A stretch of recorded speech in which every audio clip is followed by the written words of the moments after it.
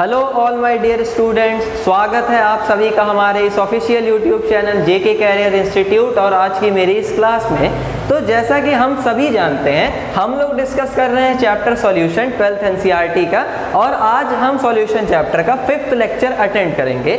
Last class में हमने देखा कि किस तरह से non ideal solutions Raoult's law से डेविएशन शो करते हैं। साथ ही हमने एक बहुत इंपॉर्टेंट कॉन्सेप्ट पढ़ा जिसका नाम था एजियोट्रॉप्स। हमने देखा मैक्सिमम बॉइलिंग एजियोट्रॉप्स और मिनिमम बॉइलिंग एजियोट्रॉप्स क्या होते हैं, ये कैसे बनते हैं, और इसके प्रीवियस क्लासेस में हमने डिस्कस किया था राउल्ट्स लॉ। अब ये सब मैं आपको क्यों बता रहा हूँ, इसलिए कि जो लोग ये लेक्चर पहली बार देख रहे हैं वो जाके पहले उन लेक्चर्स को कवर कर लें, तब जाके उन्हें ये लेक्चर बहुत ही अच्छे से समझ में आएगा। ठीक है। दूसरी बात, आज की क्लास को स्टार्ट करने से पहले मैं आपको ये बता दूं थोड़ा सा कि देखिए, कोई भी वीडियो अगर आप देख रहे हैं हमारे चैनल पे तो उसे पूरे पेशेंस के साथ में देखिए, क्योंकि लेक्चर की लेंथ उस लेक्चर के बारे में आपको ये डिसाइड करके नहीं बताती कि ये लेक्चर कैसा है, अच्छा है या ख़राब है। कोई भी लेक्चर अच्छा या ख़राब नहीं होता। वीडियो हमारी लेंथी है, लेकिन लेंथ होने का फ़ायदा ये है वीडियो में कि आप कॉन्सेप्ट्स को बहुत ही ब्रॉड एकदम डिटेल्ड तरीके से पढ़ सकते हैं। अगर हम शॉर्ट वीडियोज़ भी इनकी बना के डालें तो आप कॉन्सेप्ट तो अच्छे से बिल्कुल समझ नहीं पाएंगे, बस आपको टॉपिक ना ऊपर से छू सकते हैं कि हाँ ये चीज़ ये होती है, लेकिन अगर आपको कहीं उस कॉन्सेप्ट को अप्लाई करना पड़ा, कहीं उसे यूज़ करना पड़ा, उससे रिलेटेड कोई प्रॉब्लम, कोई न्यूमेरिकल सॉल्व करना पड़ा, तो उसे आप बिल्कुल भी टच नहीं कर पाएंगे। इस बात की मैं 100% गारंटी दे सकता हूँ। अगर आप डीप में नहीं पढ़ेंगे तो प्लीज़ वीडियो की लेंथ पर ना जाते हुए आप क्लास के अट्रैक्शन को देखा करिए कि अगर आप कॉन्सेप्ट को अच्छे तरीके से पढ़ रहे हैं तो आखिर जब भी कहीं आप उसे आगे फर्दर फ्यूचर में अप्लाई करेंगे तो आपको कितना बेनिफिट उसका प्राप्त होगा। ठीक है, तो चलिए, ये तो बातें थी वीडियोस वगैरह के बारे में। आज की क्लास के बारे में आपको बता दूं, आज की क्लास में हम लोग डिस्कस करेंगे वांट ऑफ फैक्टर, जो आज हमारा मेन टॉपिक होगा, और एक छोटा सा डिस्कशन हम लोग कॉलिगेटिव प्रॉपर्टी के ऊपर करेंगे। तो आप सभी कॉपी और पेन लेकर तैयार हो जाइए, सीखते हैं हम लोग कि वांट ऑफ फैक्टर क्या होता है। देखिए, वांट ऑफ फैक्टर हमें पढ़ना तो है, बट हम डायरेक्ट इस तक नहीं पहुंचेंगे। पहले सबसे हम लोग ये समझेंगे कि वांट ऑफ फैक्टर होता क्या है, और उससे भी पहले हमें ये समझना होगा कि हमें वांट ऑफ फैक्टर की ज़रूरत क्यों पड़ती है। ठीक है, तो चलिए शुरू करते हैं क्लास को। अगर वांट ऑफ फैक्टर समझना है तो सबसे पहले मैं आपको दो चीज़ें बताता हूँ। हेडिंग हम देख लेते हैं फर्स्ट ऑफ, यहाँ प्रॉपर्टीज़ ऑफ सॉल्यूशंस के बारे में मैं बात कर रहा हूँ कि सॉल्यूशन के पास कुछ प्रॉपर्टीज़ होती हैं।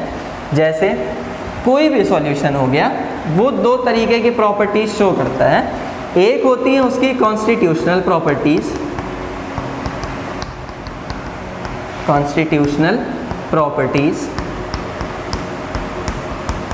और दूसरी होती हैं उसकी कॉलिगेटिव प्रॉपर्टीज़, कॉलिगेटिव प्रॉपर्टीज़। अब कॉलिगेटिव प्रॉपर्टीज़ वगैरह क्या होती है ये बस मैं आपको यहाँ बताऊँगा, लेकिन इसके बारे में ब्रॉड डिस्कशन हम लोग अगले लेक्चर में करेंगे। अब देखिए, दोनों के बारे में मैं आपको थोड़ी थोड़ी सी हिंट्स यहाँ पर प्रोवाइड करता हूँ। अगर हम लोग कॉन्स्टिट्यूशनल प्रॉपर्टीज़ की बात करें तो कॉन्स्टिट्यूशनल प्रॉपर्टीज़ वो प्रॉपर्टीज़ होती हैं जो सॉल्यूशन में प्रेजेंट पार्टिकल्स के नेचर पर डिपेंड करती हैं कि आखिर इसमें जो पार्टिकल है, चाहे सॉल्यूट का है चाहे सॉल्वेंट का है, उसका नेचर कैसा है, वो किस टाइप का पार्टिकल है। अब नेचर कैसे, जैसे कि उस पार्टिकल का शेप कैसा है, उसका साइज या फिर कैसा है, दूसरा वो पार्टिकल कैसा है, चार्ज है या फिर न्यूट्रल है, चार्ज है या फिर न्यूट्रल है। इन सारी चीज़ों के ऊपर ये कुछ जनरल प्रॉपर्टीज़ मैंने यहाँ पार्टिकल्स की लिखी हैं। तो जो प्रॉपर्टीज़ सॉल्यूशन की उसके पार्टिकल्स के शेप, साइज, चार्ज या फिर न्यूट्रल होने पर, मीन्स पार्टिकल के नेचर पर डिपेंड करती हैं, उन्हें हम क्या कहते हैं, कॉन्स्टिट्यूशनल प्रॉपर्टीज़। तो कॉन्स्टिट्यूशनल प्रॉपर्टीज़ कैसी होती हैं, नेचर डिपेंडेंट, नेचर डिपेंडेंट। और यहाँ पर आप ध्यान रखिएगा कि यहाँ पर हम किसके नेचर की बात करेंगे, सॉल्यूट या फिर सॉल्वेंट पार्टिकल के नेचर की, सॉल्यूट या फिर सॉल्वेंट के पार्टिकल की। बात आ गई समझ में। अब जैसे देखिए इसके पहले भी आपने एक कॉन्स्टिट्यूशनल प्रॉपर्टी देखी थी क्लास में, वेपर प्रेशर। वेपर प्रेशर भी क्या होता था, सॉल्यूट के पार्टिकल के ऊपर डिपेंड करता था कि अगर सॉल्यूट वोलेटाइल हमने डाल दिया या फिर सॉल्यूट नॉन वोलेटाइल नेचर का डाल दिया तो सॉल्यूशन की प्रॉपर्टी चेंज हो जाती थी, यानी वेपर प्रेशर चेंज हो जाता था। तो वेपर प्रेशर सॉल्यूट या सॉल्वेंट के नेचर पर डिपेंड करता है, तो हम बोलेंगे कि वेपर प्रेशर कैसी है, एक कॉन्स्टिट्यूशनल प्रॉपर्टी है। वेपर प्रेशर कॉन्स्टिट्यूशनल प्रॉपर्टी है। इसके अलावा भी एक कुछ और होती हैं कॉन्स्टिट्यूशनल प्रॉपर्टीज, जैसे अगर हम इलेक्ट्रिकल कंडक्टिविटी वगैरह की बात करें तो इलेक्ट्रिकल कंडक्टिविटी भी एक कॉन्स्टिट्यूशनल प्रॉपर्टी है, क्योंकि ये डिपेंड करती है कि सॉल्यूशन के अंदर जो भी प्रेजेंट है एटम्स, चाहे सॉल्यूट के चाहे सॉल्वेंट के, उनका शेप कैसा है, साइज कैसा है, सॉरी शेप नहीं साइज पर डिपेंड करती है, और उनके चार्ज पर। अगर चार्ज ज़्यादा हुआ तो कंडक्टिविटी भी ज़्यादा होती है, लेकिन अगर साइज बड़ा हो गया तो कंडक्टिविटी कम हो जाती है। तो ये कुछ प्रॉपर्टीज़ हैं जो नेचर के ऊपर डिपेंड करती हैं, जिन्हें हम क्या कहते हैं, कॉन्स्टिट्यूशनल प्रॉपर्टीज़। एक चीज़ तो आप समझ गए अच्छे से। अब बात करते हैं कॉलिगेटिव प्रॉपर्टीज़ के बारे में। अब देखिए ये डिपेंड करती है नेचर पे कॉन्स्टिट्यूशनल प्रॉपर्टीज़, लेकिन कॉलिगेटिव प्रॉपर्टीज़ वो प्रॉपर्टीज़ हैं जो सॉल्यूशन के अंदर सॉल्यूट या फिर सॉल्वेंट के पार्टिकल के नेचर पर नहीं डिपेंड करती, बल्कि उन पार्टिकल्स का अमाउंट कितना है, पार्टिकल्स का नंबर कितना है, कितने पार्टिकल्स प्रेजेंट हैं सॉल्यूशन के ऊपर, इस बात पर निर्भर करती हैं, इस बात के ऊपर डिपेंड करती हैं। तो ये डिपेंड करती है नेचर पे कॉन्स्टिट्यूशनल वाली, लेकिन कॉलिगेटिव प्रॉपर्टीज़ किस पर डिपेंड करती हैं, नंबर ऑफ पार्टिकल्स पे, नंबर ऑफ पार्टिकल्स के ऊपर, या फिर हम क्या कह सकते हैं कि पार्टिकल्स के अमाउंट के ऊपर। अमाउंट मतलब उनके कंसंट्रेशन के ऊपर कि आखिर कितना अमाउंट कितना कंसंट्रेशन है। बात आ गई आपको समझ में। अब देखिए हमारा मेन फोकस क्या होगा, कॉलिगेटिव प्रॉपर्टीज़ के बारे में पढ़ना, क्योंकि कॉन्स्टिट्यूशनल प्रॉपर्टीज़ जैसे इसमें भी सबसे मेन है इलेक्ट्रिकल कंडक्टिविटी। वेपर प्रेशर तो हमने पढ़ ही लिया इस चैप्टर में। इलेक्ट्रिकल कंडक्टिविटी आप जस्ट अगले चैप्टर जिसका नाम है इलेक्ट्रोकेमिस्ट्री उसमें पढ़ेंगे। तो हमारा मेन फोकस किस पे होना चाहिए, कॉलिगेटिव प्रॉपर्टी के ऊपर। तो इसे आप क्विकली नोट कर लीजिए, फिर हम स्टार्ट करते हैं आगे। चलिए, तो अभी मैंने आपको ये बात समझा दी कि कॉलिगेटिव प्रॉपर्टीज़ क्या होती हैं, हम किन्हें कॉलिगेटिव प्रॉपर्टीज़ कहते हैं। अब देखते हैं हम इसके एग्जांपल्स कि आखिर कॉलिगेटिव प्रॉपर्टीज़ कौन कौन सी होती हैं और ये कितने टाइप्स की होती हैं। चलिए, तो फर्स्ट ऑफ देखिए, अगर मैं बात करूं कि कॉलिगेटिव प्रॉपर्टीज़ कौन कौन सी होती हैं, कॉलिगेटिव प्रॉपर्टीज़, तो हमारे कोर्स में 4 टाइप की कॉलिगेटिव प्रॉपर्टीज़ के बारे में पढ़ना है। एक तो सबसे पहले जो हम पढ़ भी चुके हैं, बट एक बार फिर से एक क्विक स्नैप हम इसके बारे में यहाँ पर डिस्कस करेंगे। फर्स्ट कॉलिगेटिव प्रॉपर्टी है relative lowering of vapour pressure. Relative lowering of vapour pressure, जिसे हमने पिछली क्लास में कवर किया था, of vapour pressure. In short हम इसे कहते हैं RLVP, relative lowering of vapour pressure. ठीक है, अब दूसरी कॉलिगेटिव प्रॉपर्टी की हम बात करें तो दूसरी कॉलिगेटिव प्रॉपर्टीज होती है elevation in boiling point. Elevation in boiling point, boiling point, ठीक है, जिसे हम डिनोट करते हैं डेल्टा टी बी से। डेल्टा टी मतलब चेंज इन टेम्परेचर और बी फॉर बॉइलिंग पॉइंट। और RLVP को अगर हम डिनोट करने की बात करें तो हम इसे डेल्टा पी बाई पी से डिनोट करते हैं। डेल्टा पी क्या होता था, चेंज इन प्रेशर, जो कि सॉल्यूट और सॉल्वेंट के प्रेशर में चेंज आता था, सॉरी सॉल्वेंट और सॉल्यूशन के प्रेशर में, और नीचे किसका प्रेशर होता था, सॉल्वेंट का। ठीक, तीसरी कॉलिगेटिव प्रॉपर्टी की अगर हम यहाँ पे बात करें तो थर्ड कॉलिगेटिव प्रॉपर्टी होती है depression in freezing point. Depression in freezing point, जिसे हम डिनोट करते हैं डेल्टा टी एफ से। Delta T change in temperature और एफ फॉर फ्रीजिंग पॉइंट। और फोर्थ और सबसे इम्पॉर्टेंट कॉलिगेटिव प्रॉपर्टी जो होती है इसका नाम होता है osmotic pressure. Osmotic pressure colligative property के पार्ट में सबसे ज़्यादा इंपॉर्टेंट है और सबसे डिटेल्ड स्टडी हमें ऑस्मोटिक प्रेशर वाली कॉलिगेटिव प्रॉपर्टी इसी टॉपिक की करनी है। हालांकि है तो यहाँ सारे इंपॉर्टेंट, बट मोस्ट इंपॉर्टेंट है यहाँ पर ऑस्मोटिक प्रेशर, जिसे हम कॉमनली पाई से डिनोट करते हैं। कुछ बुक्स में इसे नॉर्मल प्रेशर पी वगैरह से भी डिनोट करता है, तो उसे दिल पे हमें नहीं लेना है, हमें बस पाई से मतलब रखना है, ठीक है। अब ये तो हमने चलिए बात कर ली कॉलिगेटिव प्रॉपर्टी की, बट इनकी डिटेल स्टडी अभी हमें यहाँ नहीं करनी है, ये हम अगले लेक्चर में करेंगे। अब देखिए इसी कॉलिगेटिव प्रॉपर्टी से मैं वांट ऑफ फैक्टर तक का अप्रोच आपको समझाता हूँ कि कैसा होता है। तो देखिए होता क्या है, कॉलिगेटिव प्रॉपर्टी डिपेंड करती है सॉल्यूशन के अंदर सॉल्यूट और सॉल्वेंट के नंबर ऑफ पार्टिकल्स पर। मतलब कि सॉल्यूट और सॉल्वेंट का जितना नंबर ऑफ पार्टिकल मैंने ऐड कर दिया सॉल्यूशन में, वही जाके डिसाइड करेगा कि कॉलिगेटिव प्रॉपर्टी की वैल्यू क्या होगी।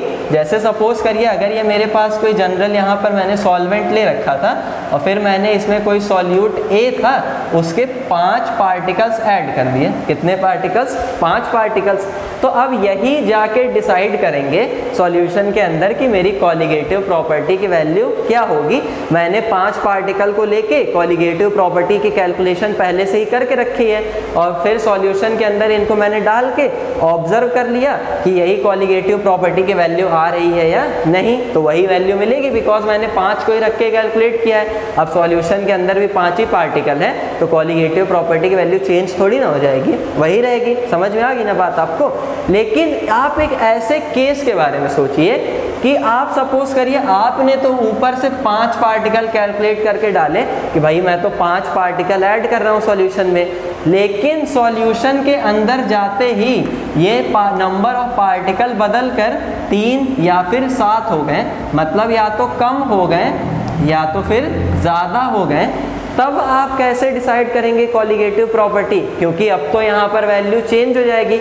आपने जो भी वैल्यू कैलकुलेट की होगी, मान लीजिए x, ये वैल्यू हमेशा उससे कैसी आने वाली है, हमेशा चेंज आएगी, क्योंकि नंबर ऑफ पार्टिकल बदल गया तो कॉलिगेटिव प्रॉपर्टी भी बदल जाएगी। अब ये कैसे होगा कि आपने 5 पार्टिकल डाला और सॉल्यूशन के अंदर जाके वो 3 पार्टिकल या फिर 7 पार्टिकल बन गए? क्या यहाँ कोई जादू हो जाएगा, चमत्कार अपने आप? तो नहीं, कोई जादू या फिर कोई चमत्कार यहाँ नहीं होने वाला है। अगर मान लीजिए आपका जो सॉल्यूट था, जो भी आपने सॉल्यूट यहाँ पर चूज करके रखा था, वो डिसोसिएटिव नेचर का हुआ। डिसोसिएटिव मतलब टूट जाने वाला। बात आई समझ में कि उसकी टेंडेंसी क्या है कि वो सॉल्यूशन के अंदर जाके अपने अदर पार्ट्स में ब्रेक हो जाता है। जैसे कि हम इसमें कॉमनली कंसीडर करते हैं इलेक्ट्रोलाइट्स को। इलेक्ट्रोलाइट क्या होते हैं आप सभी जानते हैं, जिनके सॉल्यूशन से हम इलेक्ट्रिसिटी को फ्लो करा सकते हैं। और इलेक्ट्रोलाइट्स की टेंडेंसी क्या होती है कि ये सॉल्यूशन के अंदर जाके अपने आयंस में ब्रेक हो जाते हैं या फिर एसोसिएट हो जाते हैं। यही इलेक्ट्रोलाइट्स की प्रॉपर्टी होती है। अब देखिए यहाँ पर मान लीजिए आपका सॉल्यूट कोई इलेक्ट्रोलाइट है, तो इलेक्ट्रोलाइट तो आप ऊपर से 5 पार्टिकल डाल रहे हैं, लेकिन मान लीजिए सॉल्यूशन के अंदर जाके वो टूट गया, ब्रेक हो गया, तो अब तो नंबर ऑफ पार्टिकल बढ़ गए ना। यहाँ तो मैंने 7 लिखा है, हो सकता है इससे भी ज़्यादा हो जाए। समझ में आई बात? तो जैसे ही ये इलेक्ट्रोलाइट का केस आएगा तो पार्टिकल्स के नंबर बढ़ गए, या फिर हो सकता है वो एसोसिएट हो जाए और पार्टिकल्स के नंबर कम हो जाए। समझ में आ गई बात? तो इन केस ऑफ इलेक्ट्रोलाइट क्या होने वाला है, हमें हमेशा कॉलिगेटिव प्रॉपर्टी की वैल्यू चेंज होके मिलने वाली है, बदल जाएगी। जो हम कैलकुलेट किए रहेंगे ना, उससे चेंज हमेशा वैल्यू आएगी। तो इस समस्या से निपटा कैसे जाए? क्योंकि अब यहाँ पर मेरी कॉलिगेटिव प्रॉपर्टी कैसी हो गई? Abnormal colligative property. समझ में आ रही है ना बात? तो इसी एबनॉर्मल कॉलिगेटिव प्रॉपर्टी के करेक्शन के लिए मैं यूज़ करता हूँ वांट ऑफ फैक्टर को। वांट ऑफ फैक्टर की मदद से ही मैं इस कॉलिगेटिव प्रॉपर्टी का करेक्शन करता हूँ। किस तरह से ये करेक्शन किया जाता है, ये चीज़ समझने से पहले हमें तो यही समझना पड़ेगा कि वांट ऑफ फैक्टर होता क्या है। तो क्विकली आप सब इसे नोट डाउन कर लीजिए। चलिए हम लोग ये समझते हैं कि वांट ऑफ फैक्टर क्या होता है। चलिए, तो अब हम लोग क्या समझेंगे कि वांट ऑफ फैक्टर क्या होता है, वांट ऑफ फैक्टर हम किसे कहते हैं। ठीक है, तो देखिए हेडिंग लिख लीजिए फर्स्ट ऑफ तो आप लोग सबसे पहले वांट ऑफ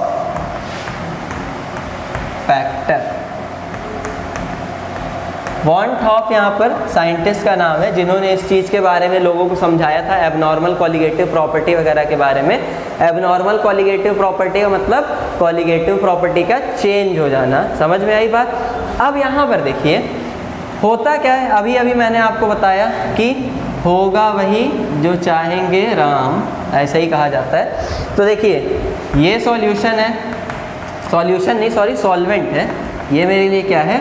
सॉल्वेंट। अब मैंने बात की, अगर मैंने इसके अंदर कोई सॉल्यूट डाला x, चलिए डिटेल्ड में यहाँ थोड़ा सा हम समझ लेते हैं। सॉल्यूट क्या है मेरा?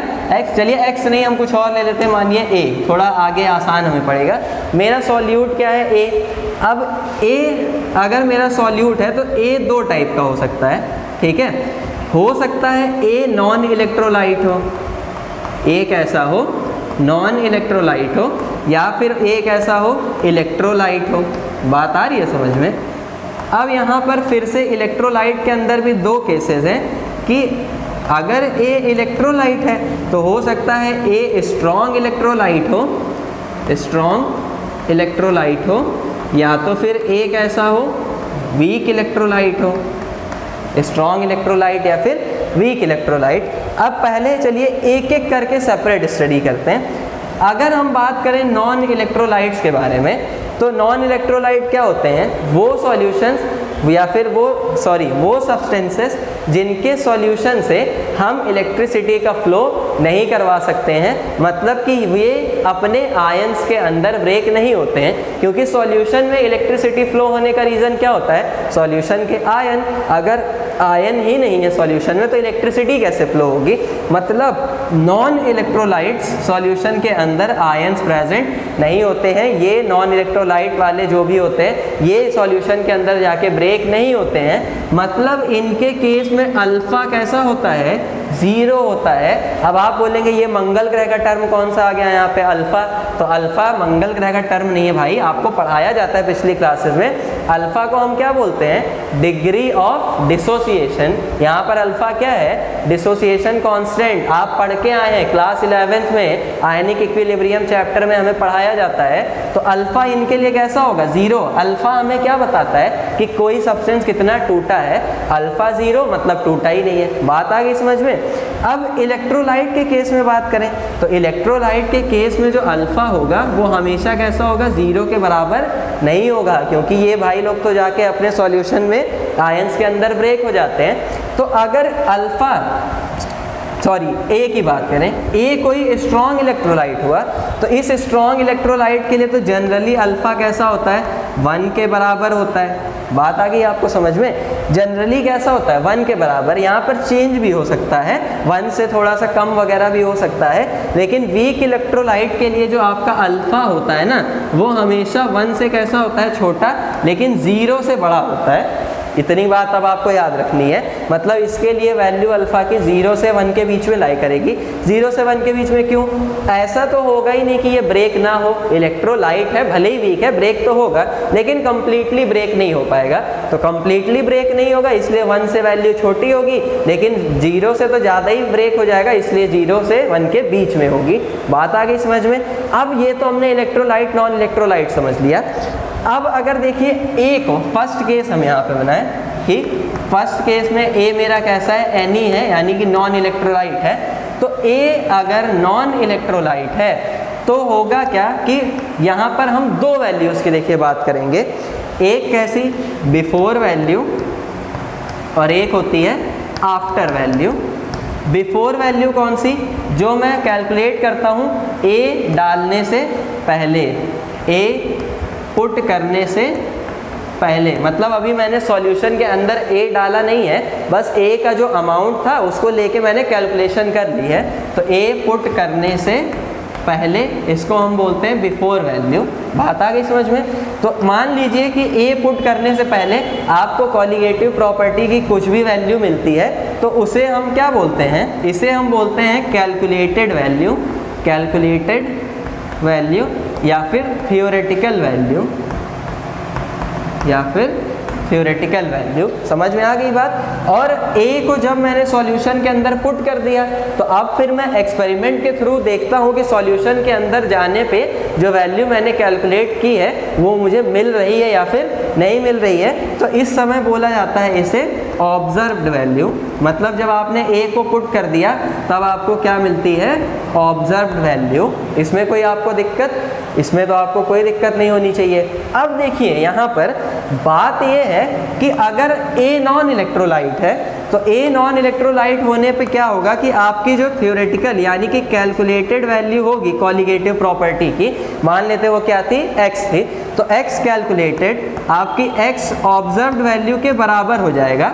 इस क्यों होगा ऐसा, क्योंकि A कैसा है यहाँ पर, नॉन इलेक्ट्रोलाइट। और अगर नॉन इलेक्ट्रोलाइट है तो सपोज कर लीजिए आपने 5 पार्टिकल यहाँ से ऐड किए थे सॉल्यूशन के अंदर, और सॉल्यूशन के अंदर जाने के बाद भी उनका नंबर चेंज नहीं हो रहा है, वो 5 ही रह रहे हैं, तो क्या इस वैल्यू में हमें कोई चेंज मिलेगा, कोई भी चेंज मिलने वाला नहीं है। लेकिन अगर आप सोचिए कि यहाँ पर सेकेंड केस में A आपके लिए कैसा हो गया, इलेक्ट्रोलाइट बन गया, तो इस बार तो इसकी वैल्यू चेंज हो जाएगी यहाँ पर। और चेंज होने पे क्या होगा, अब 2 केसेस बनेंगे इलेक्ट्रोलाइट में भी। यहाँ पर आपके सामने 2 केसेस बनेंगे। हो सकता है कि ये एसोसिएट हो जाए आपस में, मतलब कहने का ये है कि आपने 5 पार्टिकल ऐड किए सॉल्यूशन में, और 5 पार्टिकल ये ऐड करने के बाद आपका जो इलेक्ट्रोलाइट है वो आपस में एसोसिएट होके 2 पार्टिकल्स बना लें। एसोसिएट होने का मतलब क्या, कि मान लीजिए A और A मैंने 2 अलग अलग पार्टिकल डाले थे, मतलब डाला A था लेकिन A के 2 पार्टिकल सॉल्यूशन में जाने के बाद एक ही बन गए, A2 बन गया, तो इसे हम क्या बोलते हैं, एसोसिएशन होना। एसोसिएट हो गए, जुड़ गए आपस में, तो 2 जुड़ गए तो एक ही पार्टिकल अब वो बोला जाएगा, ठीक। और दूसरा केस इसमें आपका क्या हो सकता है, दूसरे केस में हो सकता है, यहाँ पर बच्चे बगल की क्लास के काफ़ी हल्ला कर रहे हैं, मैं ज़रा डोर क्लोज कर दूँ। अरे बच्चों शांत रहो, तुम लोग कितना हल्ला करते हो, हैं। Sorry for the interruption. अब देखिए यहाँ पर सेकंड में क्या हो सकता है कि जो पार्टिकल्स हैं वो डिसोसिएट हो जाए यहाँ पर आकर। तो डिसोसिएट होने का मतलब क्या है कि आपने 5 पार्टिकल्स डाले थे यहाँ पर, और सॉल्यूशन के अंदर जाके वो फिर से टूट जा रहे हैं, अलग अलग पार्टिकल्स में ब्रेक हो जा रहे हैं, आयोनाइज हो जा रहे हैं, तो इस बार नंबर ऑफ पार्टिकल बढ़ जाएंगे। तो यहाँ पर देखिए अगर केस हो रहा है एसोसिएशन का, तो एसोसिएशन के केस में आपके लिए हमेशा क्या होगा कि जो भी आपकी कॉलिगेटिव प्रॉपर्टी की यहाँ पर कैलकुलेटेड वैल्यू है, कैलकुलेटेड वैल्यू यानी x कैलकुलेटेड, वो ऑब्जर्व वैल्यू के बराबर होगी। आप सोच के बताइए, एसोसिएशन हो रहा है यहाँ पर, तो ये उस वैल्यू के बराबर नहीं होगी, क्योंकि अब नंबर ऑफ पार्टिकल्स में चेंज आ रहा है। एसोसिएट होने का मतलब पार्टिकल्स कम हो गए, पार्टिकल कम होने का मतलब कॉलिगेटिव प्रॉपर्टी की वैल्यू भी कम हो जाएगी। तो इन दोनों केसेस में not equal to observe value आप बोलेंगे, क्योंकि डिसोसिएशन के केस में भी आपको इक्वल वैल्यूज नहीं मिलेंगी, वैल्यूज यहाँ पर चेंज हो जाती है। बात आ गई आपको समझ में। तो ये तो देखिए मैंने आपको क्या समझाया अभी, बस केसेस के बारे में कि किस तरह से कॉलिगेटिव प्रॉपर्टी एबनॉर्मल होती है। ये जो चेंज आ रहा है ना वैल्यूज में, इसे ही हम एबनॉर्मल कॉलिगेटिव प्रॉपर्टी कहते हैं। बात आ गई समझ में। अब देखिए यहाँ पर क्या है, इस एबनॉर्मल कॉलिगेटिव प्रॉपर्टी की हमें कोई ज़रूरत नहीं होती है, उल्टा ये हमारे लिए घातक ही होती है हमेशा, इसलिए क्योंकि भाई मैंने तो कैलकुलेशन कुछ और की थी लेकिन मुझे एक्सपेरिमेंटली रिजल्ट जो मिला वो कुछ और मिला, तो ऐसे तो अपनी बेइज्जती हो जाएगी। मान लो आप एक साइंटिस्ट हो, आपने किसी चीज़ को बस फॉर्मूले के थ्रू कैलकुलेट कर लिया, और फॉर्मूले के थ्रू जब आपने कैलकुलेट किया कोई वैल्यू मिली आपको, आपने अगले बंदे से जाके बोला कि तुम ऐसा ऐसा करोगे तो ऐसा ऐसा मिलेगी ये वैल्यू। उस बंदे ने बोला कि मैं एक्सपेरिमेंट करके देखता हूं कि ये सही बोल रहा है कि झूठ बोल रहा है, उसने कर लिया एक्सपेरिमेंट और उसको वैल्यू मिल गई कुछ और, तो वो आप तो उसकी नज़रों में हो गए गलत साबित। तो ऐसी कोई भी दुर्घटना ना हो, ये वैल्यू चेंज ना हो। वैल्यू चेंज ना होने का मतलब कि कॉलिगेटिव प्रॉपर्टी एबनॉर्मल ना हो। इस चीज़ को मैं कैसे करेक्ट कर सकता हूँ, क्योंकि एबनॉर्मल होने से मैं रोक तो सकता नहीं हूँ इसका, आखिर मैं रोक कैसे सकूँ, मैं पार्टिकल का नेचर तो बदल नहीं सकता। तो कॉलिगेटिव प्रॉपर्टी की यहाँ पर जो एबनॉर्मल वैल्यू हुई है ना, मैं उसे करेक्ट कर सकता हूँ। करेक्ट में हम कैसे कर सकते हैं इसे, करेक्ट हम इसको करते हैं वांट ऑफ फैक्टर की हेल्प से। वांट ऑफ फैक्टर आप यहाँ पर सिंपली अप्लाई करिए और फिर इस वैल्यू का करेक्शन ऑटोमेटिकली हो जाता है। तो अब अगर आपने इसे नोट कर लिया है तो मैं आपको सीधे वांट ऑफ फैक्टर तक अप्रोच कराता हूं, जो कि हमारा मेन टॉपिक है यहाँ पर। चलिए, तो अपन अब वांट ऑफ फैक्टर डायरेक्टली यहाँ से समझ जाएंगे। हमने एक तो चीज़ पता कर ली कि इसका यूज़ हम क्यों करेंगे, एबनॉर्मल कॉलिगेटिव प्रॉपर्टी को करेक्ट करने के लिए। तो वांट ऑफ फैक्टर होता क्या है, वांट ऑफ फैक्टर को हम डिनोट करते हैं आई से। आप याद रखिएगा, इसको डिनोट किससे करते हैं, आई से। और आई इक्वल्स टू होता है यहाँ पर हम बोलते हैं observed colligative property, observed colligative property और कैलकुलेटेड यानी कि theoretical colligative property, colligative property का जो रेशियो होता है, ऑब्जर्व्ड कॉलिगेटिव प्रॉपर्टी और कैलकुलेटेड कॉलिगेटिव प्रॉपर्टी का जो रेशियो होता है, इसे ही हम लोग किस तरह से डिफाइन करते हैं, वांट ऑफ फैक्टर की तरह। इसे ही हम क्या कहते हैं, वांट ऑफ फैक्टर कहते हैं। अब यहाँ पर ऑब्जर्व मतलब क्या, ऑब्जर्व का मतलब ये कि ए को सॉल्यूशन में डालने के बाद, यानी कि आप आई सीधे सीधे ये समझ सकते हैं आफ्टर अपॉन में बिफोर। आफ्टर अपॉन बिफोर का मतलब क्या, आफ्टर वैल्यू और उसके नीचे क्या रखिए, बिफोर वैल्यू। आफ्टर वैल्यू का मतलब ऑब्जर्व्ड वैल्यू और बिफोर वैल्यू का मतलब कैलकुलेटेड वैल्यू। अब एक और चीज़ समझिए, ये तो मतलब हमने बस डिफाइन किया है कि वांट ऑफ फैक्टर होता क्या है, लेकिन अगर इसे फॉर्मूलेटिकल लिखना चाहे फॉर्मूले के वे में, तो यहाँ हम कॉलिगेटिव प्रॉपर्टी की बात कर रहे हैं। और कॉलिगेटिव प्रॉपर्टी मतलब क्या, नंबर ऑफ पार्टिकल। बात यही है ना, नंबर ऑफ पार्टिकल पे तो ये डिपेंड करती है।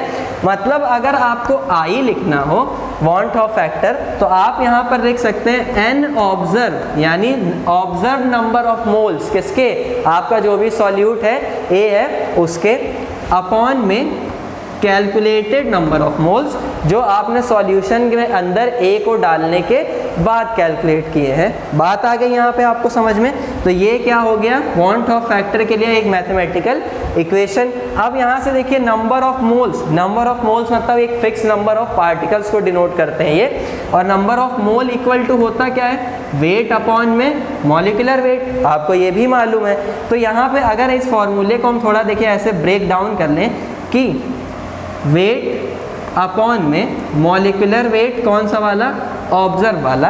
अब देखिए सॉल्यूट का जो भी वेट होगा ना वो नहीं चेंज होगा, लेकिन उसका मॉलिक्यूलर वेट क्या हो जाएगा, चेंज हो जाएगा। क्योंकि अगर आपने मान लीजिए उसको अमाउंट कितना डाला है, 20 ग्राम डाला है, तो सॉल्यूशन के अंदर जाके वहाँ से उसका ख़त्म तो हो नहीं जाएगा, रहेगा तो वो 20 ग्राम ही। लेकिन हाँ ऐसा हो सकता है कि आपके 20 ग्राम में मान लीजिए 10 पार्टिकल थे, तो एक पार्टिकल का वेट कितना था, 2 ग्राम।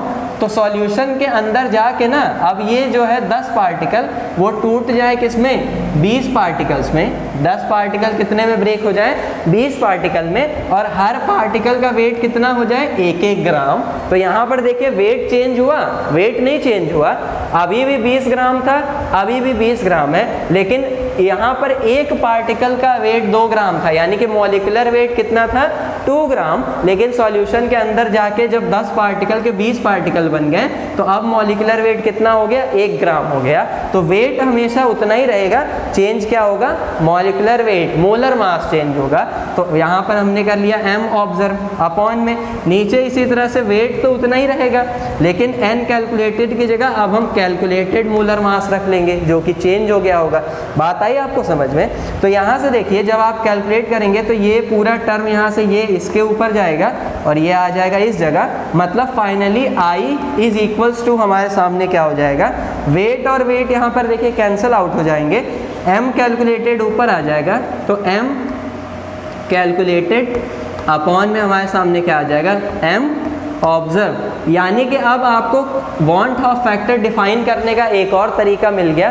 क्या मिल गया कि कैलकुलेटेड मोलर मास सॉल्यूट के कैलकुलेटेड मोलर मास और ऑब्जर्व्ड मोलर मास का जो रेशियो होता है उसे हम वॉन हॉफ फैक्टर कहते हैं। बात आई समझ में? तो इस वजह से ही मैंने आपको यहाँ पर वॉन हॉफ फैक्टर के लिए दो मैथमेटिकल इक्वेशंस लिख के दिखा दी, जिसे आपको याद करके रखना होगा। वॉन हॉफ फैक्टर क्या होता है ये भी मैंने आपको समझा दिया, और वॉन हॉफ फैक्टर की ज़रूरत हमें क्यों पड़ती है, ये कॉन्सेप्ट क्यों आया, ये भी मैंने आपको समझा दिया। इतना कुछ समझा दिया तो वीडियो को प्लीज़ लाइक ज़रूर कर दीजिए, और इसके बाद हम अपनी क्लास को अब आगे कंटिन्यू करते हैं और समझते हैं कि वॉन हॉफ फैक्टर को किस तरह से यूज़ करना है, किस किस केसेस की तरह से इसे हम अप्लाई कर सकते हैं। ओके,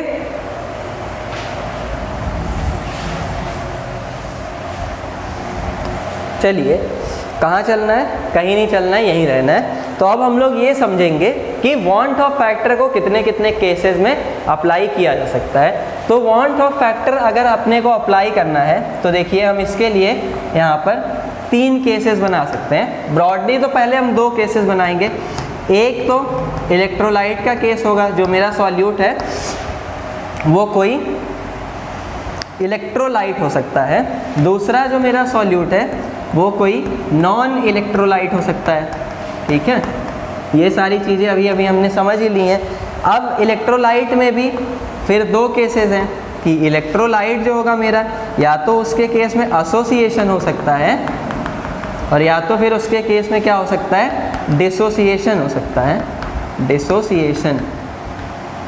ठीक है, अब एसोसिएशन मतलब क्या, देखिए एसोसिएशन मतलब ये कि सपोज करिए आपने डाला क्या था 2 टाइम्स ऑफ ए, मतलब ए के 2 पार्टिकल, और सॉल्यूशन के अंदर जाके ये दोनों पार्टिकल एक ही में कंबाइंड होके A2 बना लेते हैं। तो यहाँ पर देखिए ऑब्वियस सी बात है, क्या हो रहा है, एसोसिएशन। मारे आपने 2 ए के पार्टिकल डाले और सॉल्यूशन के अंदर जाके दोनों एक दूसरे से कंबाइंड हो गए। 2 आपने डाले और मिला कितना, 1, तो एसोसिएशन ही हुआ ना। अब एसोसिएशन के केस में हमेशा देखिए जो वॉन्ट ऑफ फैक्टर की वैल्यू होगी, आई की वैल्यू, वो हमेशा कैसी हो जाएगी, 1 से छोटी हो जाएगी। आपको याद रखना होगा कि in case of association want of factor कैसा होता है, 1 से छोटा। समझ गए? 1 से छोटा मतलब क्या, कम। 1 से छोटा मतलब क्या, आप समझ सकते हैं, कम। अब कम कैसे रिलेट करना है, क्योंकि देखिए नॉन इलेक्ट्रोलाइट के लिए आप याद रख लीजिए कि नॉन इलेक्ट्रोलाइट के लिए आई हमेशा कितना होगा, 1 के बराबर होगा, क्योंकि इनके पार्टिकल्स में ना एसोसिएशन होता है ना ही डिसोसिएशन। अब एसोसिएशन मतलब क्या, देखिए पार्टिकल्स कम हो रहे हैं ना, तो कम होने का मतलब 1 से कम, तो आई 1 से कम। ये याद रखने के लिए लॉजिकल तरीका है एक बस। अब डिसोसिएशन का मतलब क्या, डिसोसिएशन मतलब हो सकता है आपने A2 डाला, एक मॉलिक्यूल, और सॉल्यूशन के अंदर जाके वो 2 टाइम्स ऑफ A में ब्रेक हो गया, तो इस बार तो देखिए ये डिसोसिएट हो रहा है पार्टिकल, इसी का उल्टा केस हो रहा है इस बार। तो यहाँ पर आई जो होगा आपका वो हमेशा 1 से बड़ा होगा। तो अब आप याद रख सकते हैं कि नंबर ऑफ पार्टिकल बढ़ रहे हैं तो आई की वैल्यू भी 1 से ज़्यादा होगी। तो ये एसोसिएशन और ये डिसोसिएशन का केस। एक चीज़ और याद रखिएगा, एसोसिएशन के केस में आपको हमेशा मिलेगा अल्फ़ा, और डिसोसिएशन के केस में आपको क्या मिलेगा, कांस्टेंट बीटा। अल्फ़ा क्या है, ये एसोसिएशन कांस्टेंट, सॉरी ये मैंने आपको यहाँ पर उल्टा बता दिया है, यहाँ मिलेगा आपको बीटा और यहाँ पर आपको डिसोसिएशन के केस में मिलेगा अल्फ़ा। ठीक है, बीटा क्या है, बीटा एसोसिएशन कांस्टेंट है, जबकि अल्फ़ा क्या है, अल्फ़ा डिसोसिएशन कांस्टेंट है। तो आई होप अब आप मेरी बात पूरी तरीके से समझ गए होंगे। अब एक चीज़ देखिए कि हमें प्रॉब्लम्स कैसी देगा, कि वॉन्ट ऑफ फैक्टर हमें कैसे कैसे अप्लाई करना होगा, किस तरह के केसेस, क्योंकि अभी तक तो हमने बस ये सीखा कि ये क्या होता है, इसे हम क्यों यूज़ करते हैं। अब कैसे यूज़ करते हैं, चलिए मैं आपको इस बारे में बताता हूँ। ठीक है, तो सपोज कर लीजिए आपसे बोल दें कि आपके पास एक एग्जांपल हम लोग छोटा सा ही देख लेते हैं, 0.1 मोलैरिटी HCN का सॉल्यूशन है। HCN मतलब क्या, हाइड्रोजन साइनाइड। अब हाइड्रोजन साइनाइड कैसा होता है, इलेक्ट्रोलाइट नेचर का होता है, इलेक्ट्रोलिटिक नेचर का, तो इसमें तो आपको कोई डाउट होना ही नहीं चाहिए। इलेक्ट्रोलिटिक नेचर का होने का मतलब देखिए ये है कि आपसे बोल दिया 0.1 मोलैरिटी HCN है, और ये कितना आयोनाइज होता है, तो आयोनाइज अप टू 10%। ठीक है। कहने का मतलब कि जब आपने इसे सॉल्यूशन के अंदर ऐड कर दिया तो सिर्फ इसका 10% हिस्सा ही आयोनाइज हो रहा है, बाकी का हिस्सा इसका वैसे का वैसे ही बचा रह जा रहा है सॉल्यूशन में। मतलब ये कंप्लीटली आयोनाइज नहीं हो रहा है, यानी ये एक वीक इलेक्ट्रोलाइट है। बात आ गई आपको समझ में। अब यहाँ से आपसे कह रहा है कि आप इसके लिए आई कैलकुलेट करके बताइए कि वॉन्ट ऑफ फैक्टर कितना होगा। अब देखिए यहाँ पे आपको वॉन्ट ऑफ फैक्टर की ज़रूरत पड़ी, क्यों ज़रूरत इसलिए पड़ी ना भाई साहब, क्योंकि HCN तो आप क्या समझेंगे कि ये सॉल्यूशन के अंदर भाई साहब जाएंगे, ऐसे ही पड़े रहेंगे। क्यों? क्योंकि HCN है तो इसका आप तो पूरा का पूरा मोलर मास कैलकुलेट करके तब तो कॉलिगेटिव प्रॉपर्टी कैलकुलेट करेंगे। आपको थोड़ी ना मालूम कि सॉल्यूशन के अंदर जाके ये एसोसिएट हो रहा है कि डिसोसिएट। अब मान लीजिए ये गया सॉल्यूशन के अंदर, इसका 10% हिस्सा आयोनाइज हो गया, मतलब उस 10% हिस्से का तो मोलर मास बदल गया ना, बाकी का तो वैसे का वैसे सेम रह गया। नंबर ऑफ पार्टिकल सॉल्यूशन में बढ़ गए क्योंकि यहाँ पर डिसोसिएट हो गया। तो अब इसका मतलब कॉलिगेटिव प्रॉपर्टी की वैल्यू चेंज हो जाएगी। और उस चेंज वैल्यू को आप कैसे कैलकुलेट करेंगे, सॉरी, तो इस चेंज वैल्यू को आप कैसे कैलकुलेट करेंगे, वॉन्ट ऑफ फैक्टर की हेल्प से। तो यहाँ पर देखिए हमें करना क्या होगा, इलेक्ट्रोलाइट के लिए आप याद रखेंगे, इन केस ऑफ इलेक्ट्रोलाइट के केस में हमेशा आप I के लिए एक फॉर्मूला याद रखेंगे, I इज इक्वल्स टू होगा 1 प्लस n-1 इंटू अल्फा। अब यहाँ पर देखिए n क्या है, n मतलब नंबर ऑफ पार्टिकल्स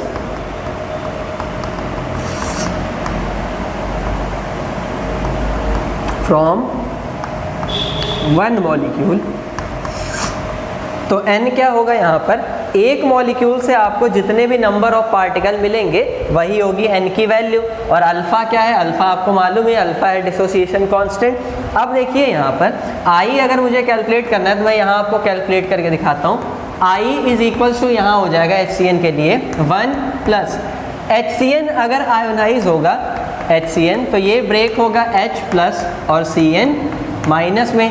तो ये यहाँ देखिए HCN का एक मॉलिक्यूल आपको कितने पार्टिकल दे रहा है, 2 पार्टिकल दे रहा है, एक H प्लस और एक CN माइनस, मतलब n की वैल्यू कितनी है, 2 है। बात आई समझ में। तो यहाँ पर n की जगह हम रख देंगे 2 माइनस 1 इंटू अल्फा की वैल्यू अब मुझे यहाँ रखनी है। तो अल्फा एक नंबर होगा, लेकिन यहाँ मुझे परसेंटेज दिया हुआ है, तो परसेंटेज को नंबर में कैसे कन्वर्ट करते हैं, 100 से डिवाइड लगा के। तो अल्फा की वैल्यू 10% दी है, इसमें 100 से डिवाइड लगा देंगे तो ये किस में कन्वर्ट हो गया, नंबर में। तो यहाँ से फाइनल देखिए कैलकुलेशन क्या होगी, 1 प्लस 2 माइनस 1 कितना होता है 1 इंटू अल्फा की वैल्यू देखिए 100 से इसमें डिवाइड लगाएंगे तो 0.1 आएगी, और 1 इंटू 0.1 कितना होता है 0.1, यानी कि I की वैल्यू कितनी आई 1 प्लस 0.1 यानी कि 1.1 के बराबर।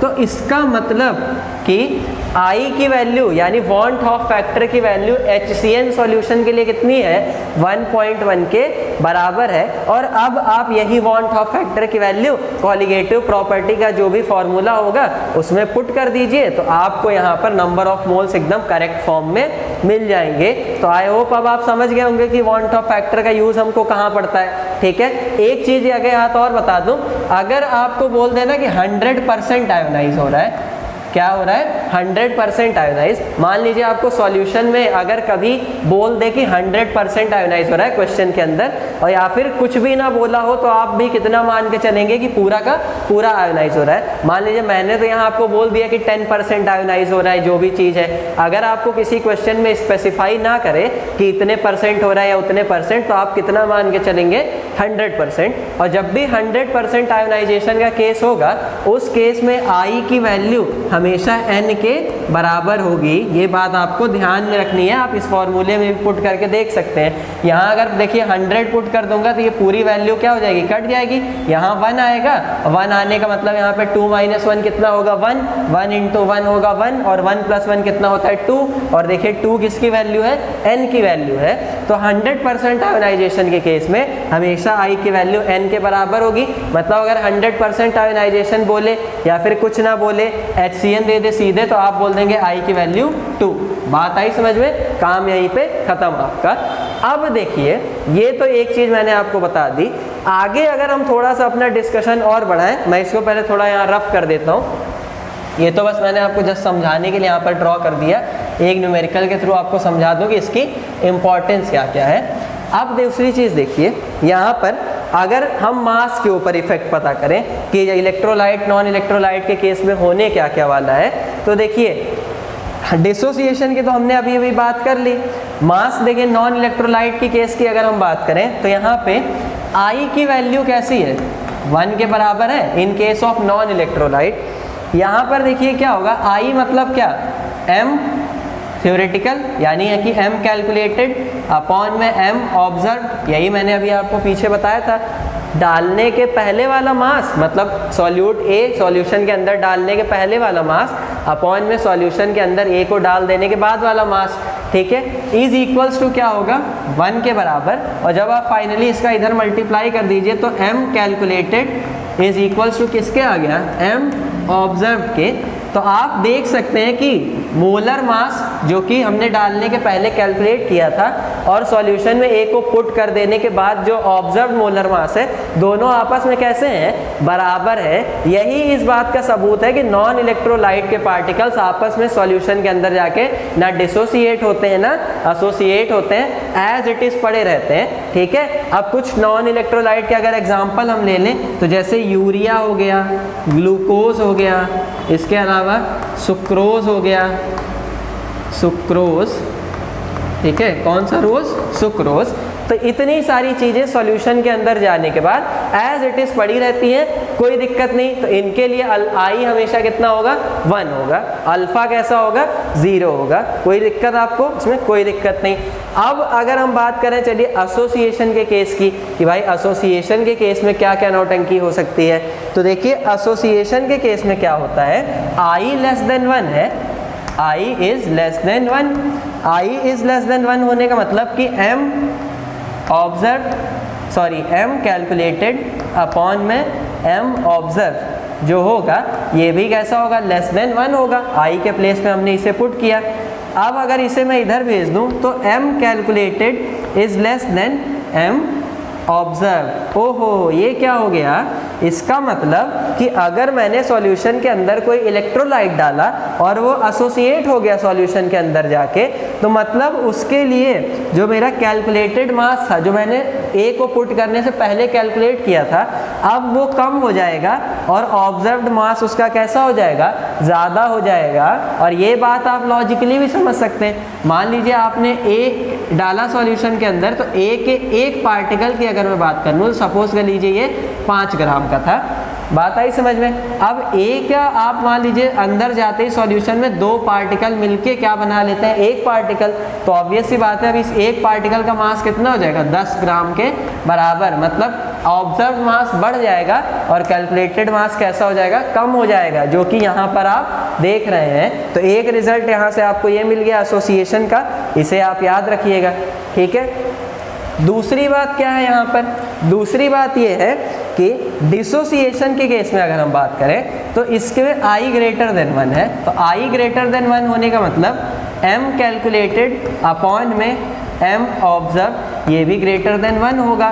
और अगर ऐसा होगा तो m कैलकुलेटेड की वैल्यू m ऑब्जर्व से कैसी हो जाएगी, ज़्यादा हो जाएगी। देखिए इसे इधर भेजने पर, तो इसका मतलब ये कि जब भी कोई मैंने सॉल्यूशन में इलेक्ट्रोलाइट पुट किया और वो सॉल्यूशन के अंदर जाके डिसोसिएट हो जा रहा है, तो उस केस में जो उसका कैलकुलेटेड मास होगा, जो मैंने पहले कैलकुलेट किया था, वो कम हो जाएगा और उसका वो बढ़ जाएगा और उसका ऑब्जर्व मास कैसा हो जाएगा, कैलकुलेटेड मास से घट जाएगा। अब ये उल्टा, मान लीजिए आपने A का पार्टिकल डाला सॉल्यूशन में, एक पार्टिकल का वेट कितना था, 10 ग्राम था, और सपोज कर लीजिए A सॉल्यूशन के अंदर जाके B के 2 पार्टिकल्स में ब्रेक हो जाता है। A ही क्या बन गया, अब B और B मतलब ये 2 पार्टिकल में ब्रेक हो गया, और B के एक पार्टिकल का वेट मान लीजिए कितना है, 5 ग्राम है। ऐसा जरूरी नहीं हर बार बराबर ही ब्रेक हो, किसी भी रेशियो में ब्रेक हो सकता है, लेकिन कैसा, यही A टूट गया ना, तो ये टूट गया तो ऑब्वियस सी बात है अब एक पार्टिकल का मास कैसा हो जाएगा,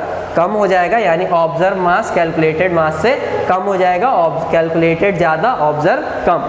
समझ में आ गई बात। ये कॉन्सेप्ट मैंने आपको क्यों समझाया मास वाला, क्योंकि इसी को हम बोलते हैं abnormal molecular mass.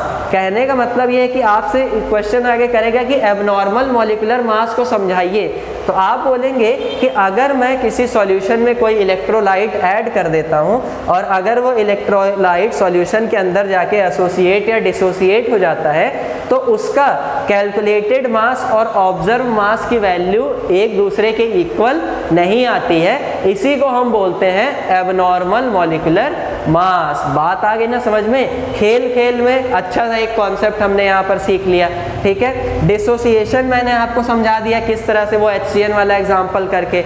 Non electrolyte का भी आप समझ गए कि इसके केस में I हमेशा कैसा होगा, 1 के बराबर। अब चलिए मैं आपको एसोसिएशन का एक एग्जांपल करके दिखा देता हूँ यहाँ पर, ताकि आपका जो भी कॉन्सेप्ट है इस टॉपिक से रिलेटेड वो एकदम क्लियर हो जाए, ठीक है। इससे मैं रफ कर देता हूँ ताकि समझा सकूं आपको आगे। ताकि से याद आता है, ताकि रे ताकि गाना आप सबने भी सुना होगा, बहुत अच्छा सॉन्ग है। तो एसोसिएशन की अगर हम बात करें तो एसोसिएशन के केस में मुझे क्या मिलेगा, बीटा, ठीक है। सपोज करिए ना आपको बोल देता है, एक इंटरेस्टिंग फैक्ट बताता हूँ। इंटरेस्टिंग फैक्ट है कि आप याद रखिएगा कि जब भी हम एसिटिक एसिड को बेंजीन के अंदर डालते हैं तो एसिटिक एसिड क्या है, वीक इलेक्ट्रोलाइट। जितने भी ऑर्गेनिक एसिड्स होते हैं वो वीक इलेक्ट्रोलाइट होते हैं, और जितने भी इनऑर्गेनिक एसिड होते हैं वो कैसे होते हैं, स्ट्रॉन्ग इलेक्ट्रोलाइट। आप याद रखिएगा, ठीक है। तो एसिड हो चाहे बेस हो, मतलब दोनों कैसे होते हैं, स्ट्रॉन्ग इलेक्ट्रोलाइट। तो अगर मैं एसिटिक एसिड यानी विनेगर, सिरका जिसे आप कहते हैं कॉमनली, इसे अगर बेंजीन के अंदर डाल दूं तो ये अपने 2 मॉलिक्यूल को जोड़कर एक मॉलिक्यूल बना लेता है, यानी इसका डाइमराइजेशन हो जाता है। इस प्रोसेस को हम क्या बोलते हैं, डाइमराइज होना बोलते हैं। तो यहाँ पर अगर मैं आपको बोलूँ कि CH3COOH यानी एसिटिक एसिड बेंजीन के अंदर डालने पर डाइमराइज हो जाता है। बेंजीन के अंदर डालने पर क्या हो गया, डाइमराइज्ड, ठीक है। और डाइमराइज होने का ये जो एक्सटेंट है वो कितना है, यहाँ S और D होगा। डाइमराइज होने का एक्सटेंट कितना है, 30% है। मतलब इसका केवल 30% हिस्सा ही डाइमराइज होता है, बाकी का ऐसे कैसे पड़ा रहता है। ये मैं आपको बोल दे रहा हूँ कि 30% ही हो रहा है डाइमराइज। तो अब आपसे पूछ रहा है कि बताइए I की वैल्यू क्या होगी, यहाँ पर बॉन्ड ऑफ फैक्टर कितना होगा। तो आप भैया देखिए अब ये किसका केस बन गया, एसोसिएशन का। यहाँ पर क्यों एसोसिएशन का, क्योंकि अब 2 मॉलिक्यूल जुड़ के एक मॉलिक्यूल बना ले रहे हैं, डाइमराइजेशन हो रहा है यहाँ पर। अब यहाँ पर देखिए जो 30% दिया है ना, ये दिया है हमको बीटा की वैल्यू दी है 30%, एसोसिएशन कांस्टेंट दिया है हमको। अगर कभी आपको डिसोसिएशन के केस में अल्फा कैलकुलेट करना पड़े तो मैंने आपको कैलकुलेट करना पड़े I, तो मैंने आपको फॉर्मूला क्या बताया है डिसोसिएशन के लिए, I = 1 + n-1 इंटू अल्फा। लेकिन अगर कभी आपको एसोसिएशन के केस में बीटा कैलकुलेट या I कैलकुलेट करना पड़े तो उसका फॉर्मूला भी मैं आपको बता देता हूँ। बस करना कुछ नहीं, आपको यही फॉर्मूला देख रहे हैं ना, यहीं पर n की जगह 1/n कर दीजिए और अल्फा की जगह बीटा रख दीजिए। मतलब I = क्या हो जाएगा एसोसिएशन के केस में, 1 + n की जगह क्या कर दें, 1/n -1, और अल्फा की जगह बस क्या हो जाएगा, बीटा। सिंपल। ये फॉर्मूला किसके लिए हो गया, एसोसिएशन के लिए। ये सारे आपके वही 11th वाले फॉर्मूले हैं जो हम इक्विलिब्रियम में डिराइव करते हैं, ठीक है ना। तो अब यहाँ से देखिए क्या होगा, यहाँ से I = 1 + n क्या होगा, वही कि एक मॉलिक्यूल से हमको कितने पार्टिकल मिले। तो यहाँ देखिए अगर CH3COOH का ब्रेकडाउन होता है तो ये हमको बना के देता है, एक तो एसीटेट आयन, यहाँ मैं इसे रफ करके बता देता हूँ आपको। एक तो ये मुझे बना के देगा CH3COO- एसीटेट आयन, प्लस ये मुझे H+ बना के देता है। तो यहाँ पे देखिए कितने मिले पार्टिकल, 2 पार्टिकल मिले आपको, ठीक है।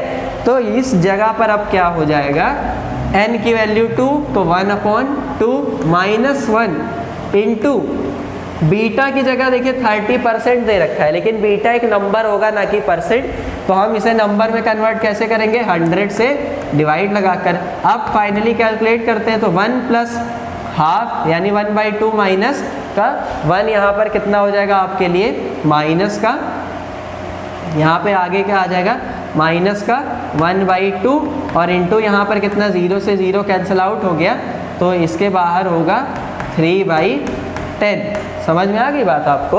अब यहाँ पे देखिए आपको करना क्या है, यहाँ पे आपको डिवाइड कर देना है। तो सिंपली हम यहाँ पे काम करते हैं 1 माइनस में 3 अपॉन में 10 टू सा कितना हो जाएगा 20, और 20 माइनस का 3 कितना होगा यहाँ पर, तो देखिए 20 माइनस का 3 17, 17/20 यहाँ से टोटल आएगा। और यहाँ पे देखिए जब 17 में हम 20 से डिवाइड लगा देंगे तो हमें कोई वैल्यू मिलेगी, पॉइंट लगाएंगे तो 0 इंक्रीज हो गया, और इसके बाद यहाँ पे 2 8 जा 16 और फिर उसके बाद 2 5 जा तो 0.85। तो आई की वैल्यू देखिए इस केस में, यहाँ से एसोसिएशन के केस में यहाँ मैं लिख देता हूँ, आई की वैल्यू हमें कितनी मिली है 0.85। और आप क्लियरली देख सकते हैं कि ये जो वैल्यू है 0.85 ये कैसी है, 1 से छोटी है। और मैंने आपको बोला भी है कि एसोसिएशन के केस में जो आई होगा वो हमेशा कैसा होगा, 1 से छोटा होगा, जो अब आपने यहाँ पर क्लियरली न्यूमेरिकल से देख भी लिया। तो इसी तरह से वांट ऑफ फैक्टर को अब हमें यूज़ करना है। वांट ऑफ फैक्टर से रिलेटेड जो भी प्रॉब्लम है वो हमें इसी तरह से सारी की सारी सॉल्व कर लेनी होती है।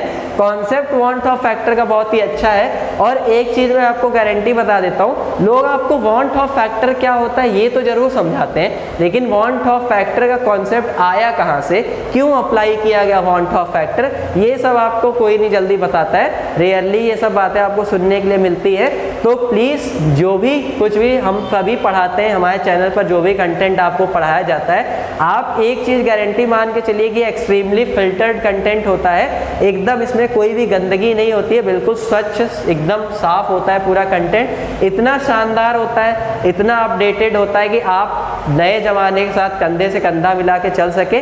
पुराना कॉन्सेप्ट भी हमें पढ़ना है, साथ ही साथ में जो अपडेट हो रहा है, क्योंकि केमिस्ट्री, नॉर्मली केमिस्ट्री के लिए हम किसी भी सब्जेक्ट की बात करें तो हर साल आप देखते हैं साइंस दिन पर दिन तरक्की करते जा रहा है, हर चीज़ें अपडेट होती जा रही है। तो ज़रूरी ये भी है कि हम कॉन्सेप्ट्स को भी अपडेट करते रहें, ठीक है। तो अपडेटेशन करना हमारा एक बहुत ही इंपॉर्टेंट एम है, जिसे हम करके चलते भी हैं। तो सारी चीज़ें यहाँ पर आज मैंने आपको समझा दी है। अब आपके ऊपर ये डिपेंड करता है कि आपको इन्हें किस तरह से मेमोराइज करना है। रिवीजन अपना आप करते रहिएगा, रिवीजन को करना मत छोड़िएगा।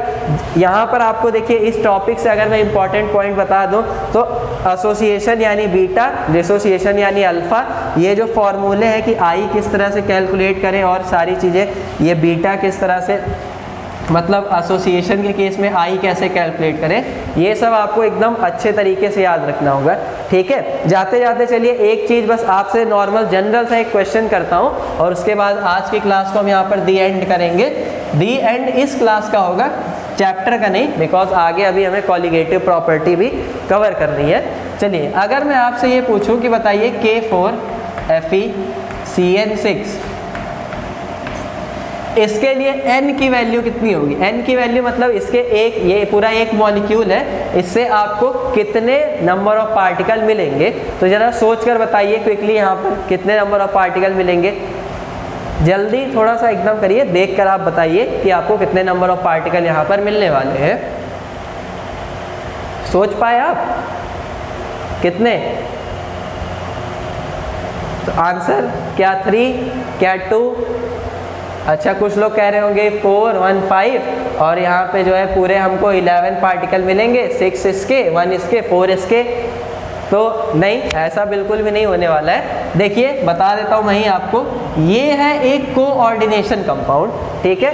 कोऑर्डिनेशन कंपाउंड्स के बारे में आप एक डिटेल्ड स्टडी आगे क्लासेस में करेंगे। थोड़ा सा मैं यहाँ रफ हिंट दे दूँ आपको, ये जो ब्रैकेट के अंदर वाला पार्ट है ना इस कोऑर्डिनेशन कंपाउंड का, ये कभी भी जो है अंदर से आयोनाइज नहीं होता है।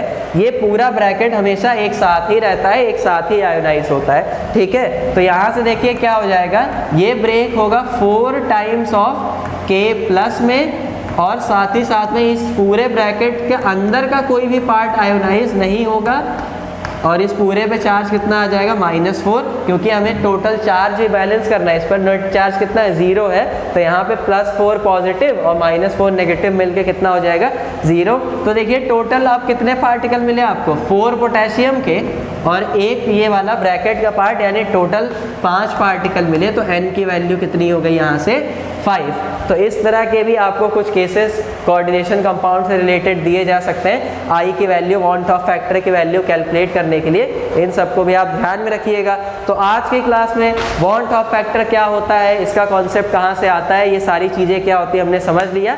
आज की क्लास अपनी हम लोग यहीं पे स्टॉप करेंगे। नेक्स्ट क्लास में हम लोग कवर करेंगे कॉलिगेटिव प्रॉपर्टी का पूरा पोर्शन। तब तक के लिए आपसे रिक्वेस्ट है कि चैनल को अगर आपने सब्सक्राइब ना किया हो तो सब्सक्राइब करके नोटिफिकेशंस को ऑन कर लीजिए, ताकि हमारे कंटेंट से अपडेट रह सके। साथ ही साथ में कोरोना वायरस से भी आपको बच के रहना है, ताकि आपकी पढ़ाई में कोई बाधा ना हो पाए। और हाथों को सैनिटाइज करते रहिएगा, मैं भी बीच बीच में करता रहता हूँ पढ़ाते टाइम भी। तब तक के लिए मिलते हैं हम लोग अपनी वीडियो में। अपना और अपने परिवार का ध्यान रखें। बाय।